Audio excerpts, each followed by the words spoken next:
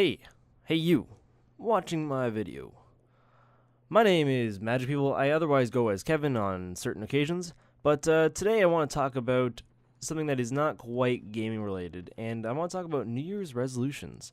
Now, before you go all like, oh shit, here's another New Year's resolutions video, I'm going to hear about some other guy who wants to go to the gym and blah blah blah blah blah.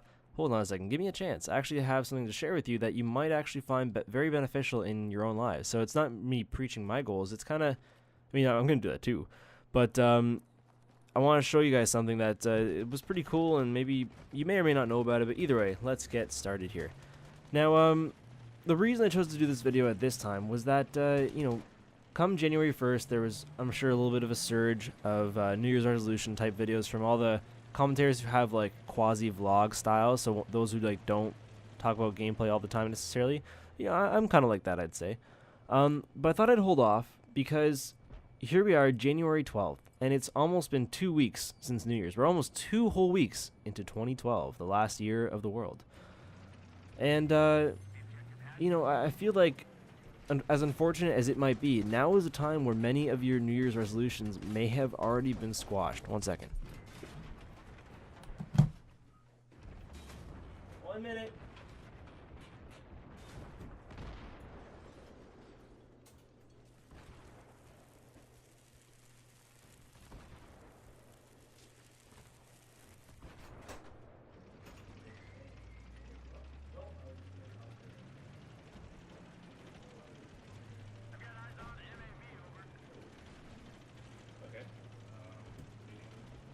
Time you want to do that? Yeah, just I won't be back till later on. Oh, blah. Hello.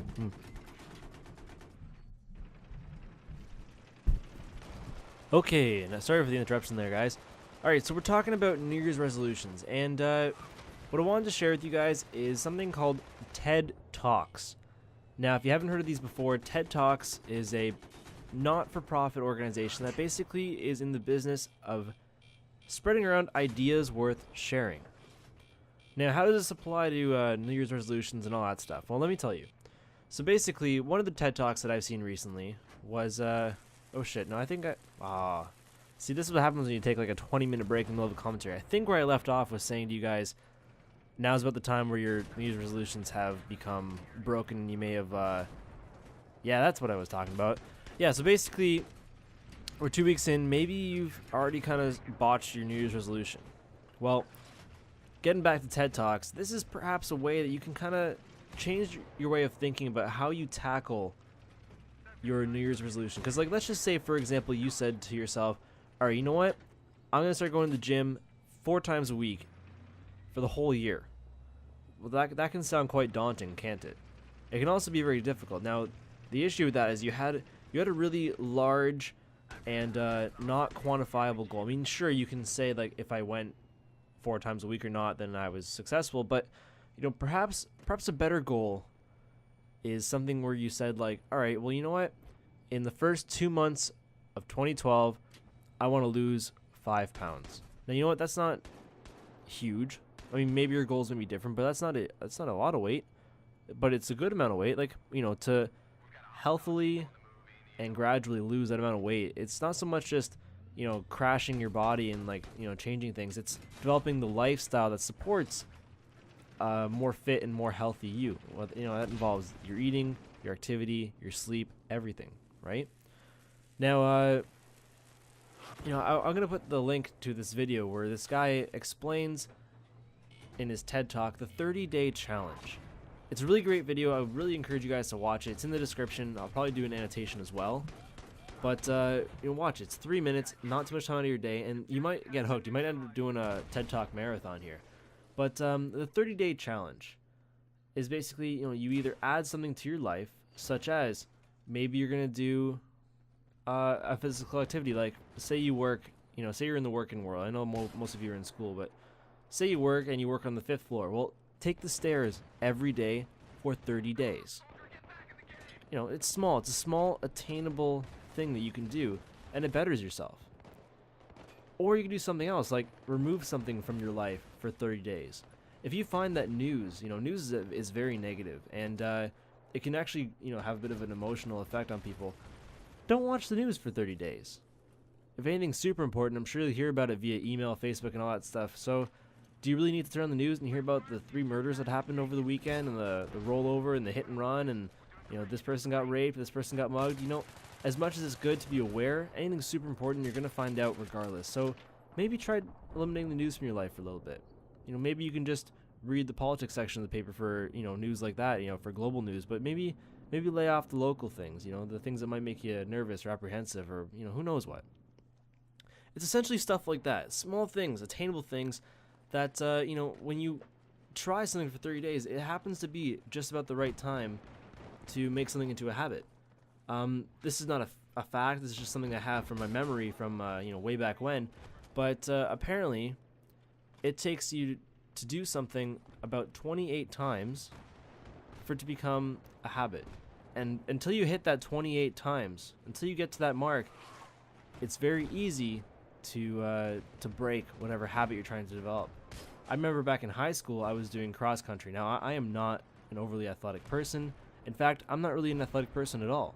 I wouldn't say I'm out of shape, but, I'm not naturally gifted at any sports. But I took it upon myself to try cross country. 1, for the fitness. 2, for, we actually did races and stuff, so it's kind of cool. It was kind of fun. But, at first, it was a lot of work. I felt really demoralized because I was not very good at it. My body was not conditioned to handle that kind of long distance running. Now, after the first month and a half, so past that 28-day period, it felt weird to me if I went a day without going for a run. It felt very bizarre.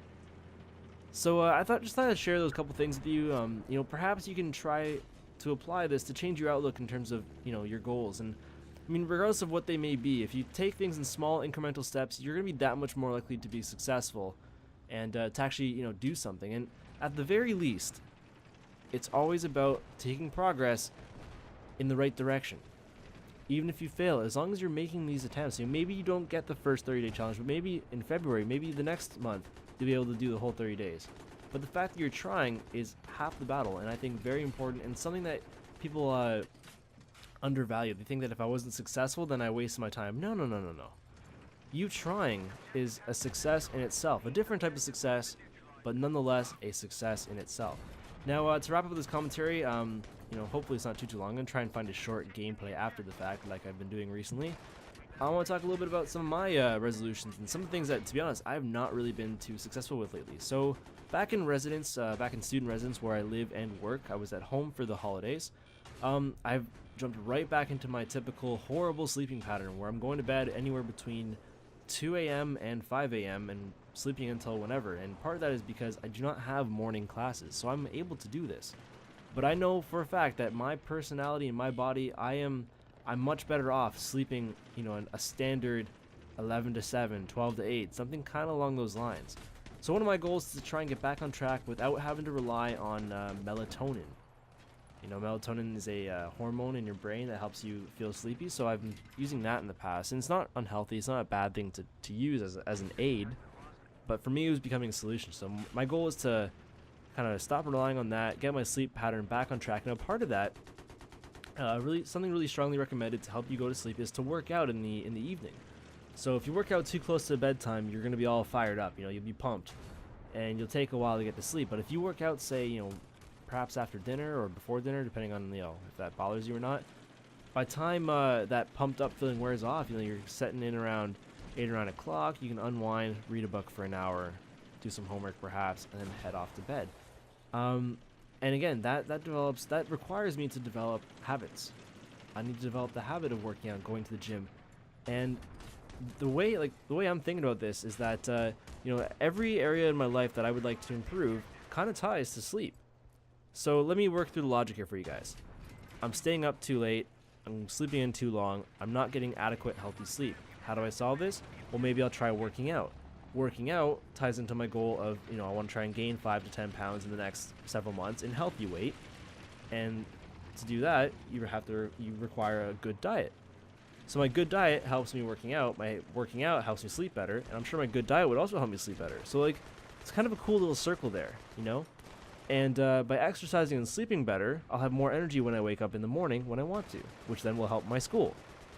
See how it works? It's pretty cool how, the point I'm making there, I'm kind of like going all over the place, but the point I'm making in explaining that circular logic is that every time you increase an area in your life, it's going to have a ripple effect on other areas that perhaps you're lacking in, or maybe they're already good, but they'll get even better. So without going into too much more detail, that's what's on my mind. That is New Year's Resolutions 2012 edition. I hope this maybe gave you guys some insight, and definitely be sure to check out those TED Talks. This is Magic People. I will see you all next time. If you haven't, please already go and subscribe, and also go check out Spontaneous Gameplay. To my subscribers who were on there before, haven't really checked it out, we had 3 uploads consecutively, so things are back on track. We got another one going up today from Bloodseek, unless something else happens. Long story, don't worry about it, but maybe Bloodseek. Anyways, guys, like I said, Magic People, Kevin, I will see you all later. Leave your comments in the section down below, and we can chat. I'll be on for the next couple hours, and we can talk. Till then, guys, see ya.